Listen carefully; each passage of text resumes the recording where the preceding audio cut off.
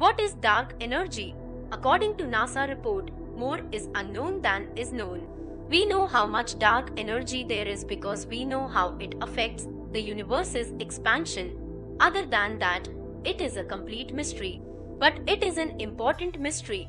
It turns out that roughly 68% of the universe is dark energy. Dark matter makes up about 27%. The rest, everything on Earth, everything ever observed with all of our instruments, all normal matter adds up to less than 5% of the universe. Come to think of it, maybe it shouldn't be called normal matter at all since it is such a small fraction of the universe. One explanation for dark energy is that it is a property of space. Albert Einstein was the first person to realize that empty space is not nothing. Space has amazing properties, many of which are just beginning to be understood. The first property that Einstein discovered is that it is possible for more space to come into existence. Then one version of Einstein's gravity theory, the version that contains a cosmological constant, makes a second prediction. Empty space can possess its own energy. Because this energy is a property of space itself, it would not be diluted as space expands. As more space comes into existence, more of this energy of space would appear. As a result, this form of energy would cause the universe to expand faster and faster. Unfortunately, no one understands why the cosmological constant should even be there, much less why it would have exactly the right value to cause the observed acceleration of the universe. Another explanation for how space acquires energy comes from the quantum theory of matter.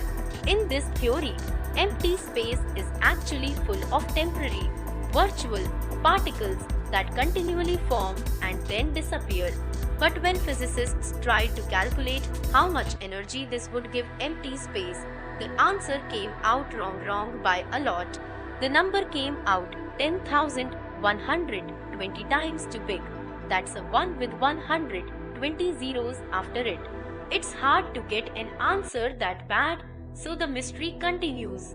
Another explanation for how space acquires energy comes from the quantum theory of matter.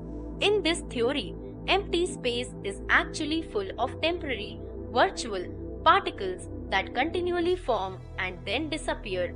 But when physicists tried to calculate how much energy this would give empty space, the answer came out wrong by a lot. The number came out 10,120 times too big. That's a 1 with 120 zeros after it. It's hard to get an answer that bad, so the mystery continues. Another explanation for dark energy is that it is a new kind of dynamical energy fluid or field. Something that fills all of space but something whose effect on the expansion of the universe is the opposite of that of matter and normal energy. Some theorists have named this quintessence after the fifth element of the Greek philosophers. But if quintessence is the answer, we still don't know what it is like, what it interacts with, or why it exists. So the mystery continues. A last possibility is that Einstein's theory of gravity is not correct.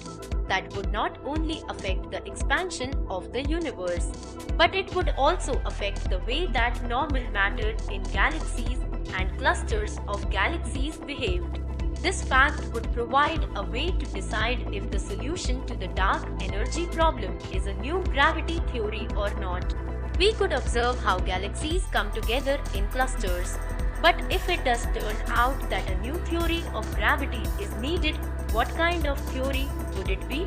How could it correctly describe the motion of the bodies in the solar system, as Einstein's theory is known to do, and still give us the different prediction for the universe that we need? There are candidate theories, but none are compelling. So the mystery continues. The thing that is needed to decide between dark energy possibilities, a property of space, a new dynamic fluid, or a new theory of gravity is more data, better data. Thank you.